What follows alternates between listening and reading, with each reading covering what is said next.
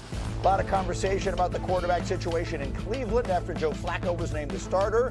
Head coach Kevin Stefanski stood by the decision yesterday. Coach, talk to me. I thought he's done exactly what we've asked him to do, and I think we have a lot of confidence in him.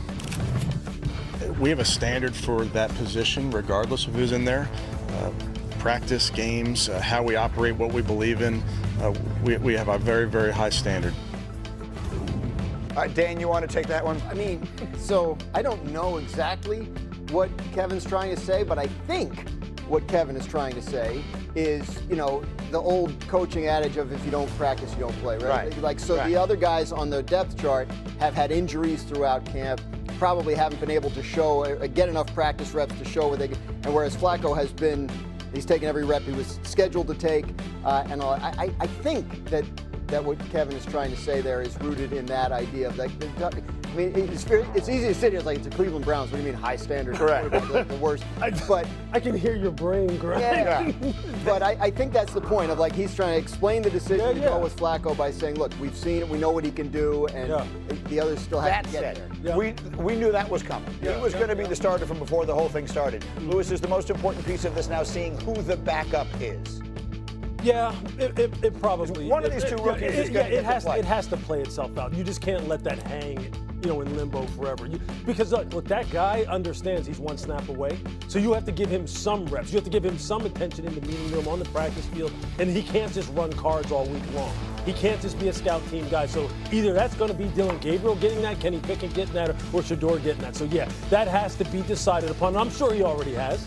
Should we read a lot into it, whatever it is? We shouldn't read a lot into who the backup quarterback is unless it's not one of the rookies. Let's say Kenny Pickett comes off of the injury reserve, or Kenny Pickett returns to practice, and now Kenny Pickett is second, and one of these rookie guys is the third emergency quarterback. Then that tells me what I'm starting to feel anyway, is that they don't see either of these guys as the future, that they aren't evaluating Dillon Gabriel or Shedeur Sanders as the franchise quarterback to take this team forward. Kevin Stefanski is the two-time Coach of the Year.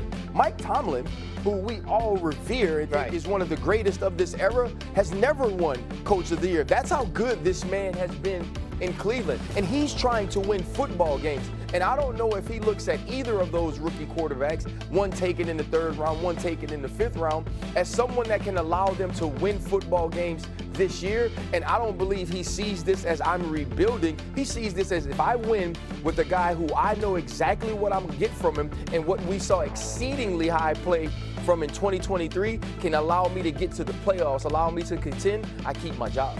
See, I don't know if they have made that determination that either Dillon or Shedeur is a franchise quarterback or not. I don't think you can. I don't think you can at this point. I mean, they both have basically played one game. Right? I mean, and I understand, look, we are in a microwave society, and we have guys who make one throw, one interception, we say he's turnover prone, get his ass out of there. I don't think they're at that point.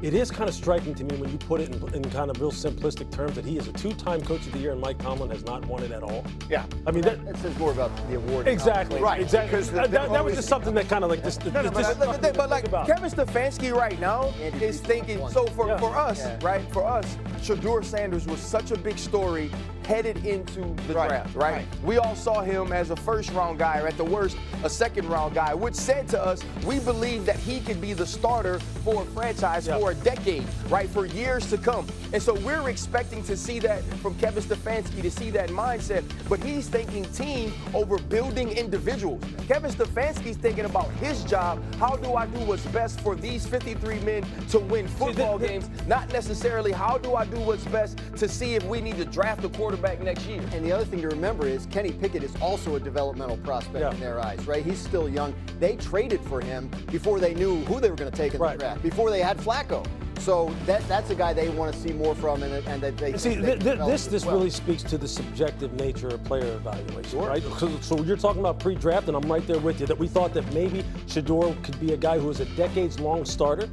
I don't think that he has done anything to this point to really move me off of that evaluation. And he shouldn't have done anything to move Kevin Stefanski or anyone else off of that evaluation right now. But they obviously didn't have that evaluation. Yeah. Well, you know what? And it seemed for whatever reason, nobody did. We're going to start, you know what, Look, we're going to go down a rabbit hole again on this conversation. I like rabbit holes. But you know what? We'll see.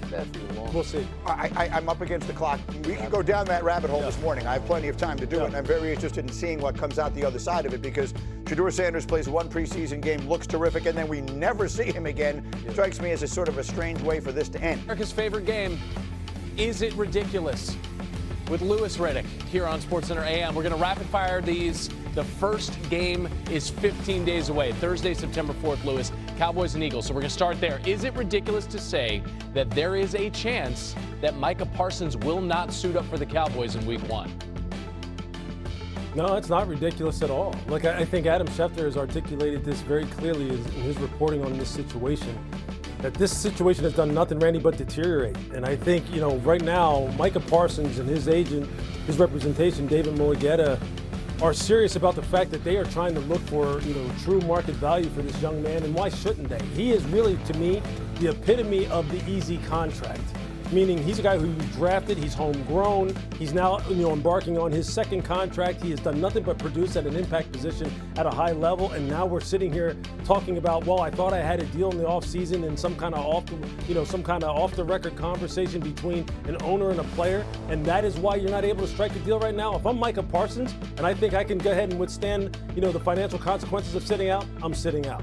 Yeah, I mean, you procrastinate this long, you complicate the situation if you're the Cowboys. Yeah. On the other side of the ball, is it ridiculous to think that the Eagles are not the best team in the NFL?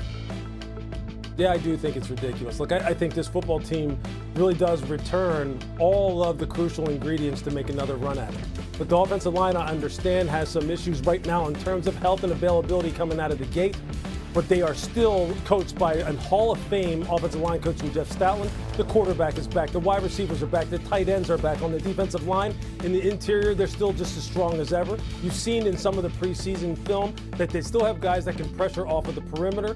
They're going to be fine with Zach Baun at linebacker, and they have nothing but playmakers in the secondary, and a coaching staff that remains largely intact, minus the offensive coordinator. But Kevin Patullo has been there.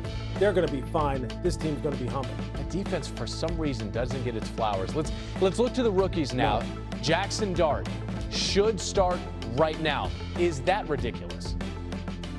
No, that's not ridiculous either. And I understand that there's always going to be talk about the fact that, you don't need to rush a young quarterback. Just let him sit and learn behind the veteran. Russell will be fine.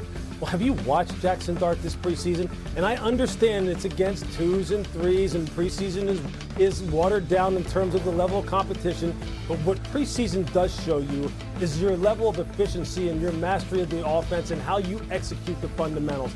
And Jackson Dart has executed in that regard. And on top of it, you can see he infuses this football team with like a certain level of confidence and swagger and fire. And he did the same thing at Ole Miss, where I covered him extensively.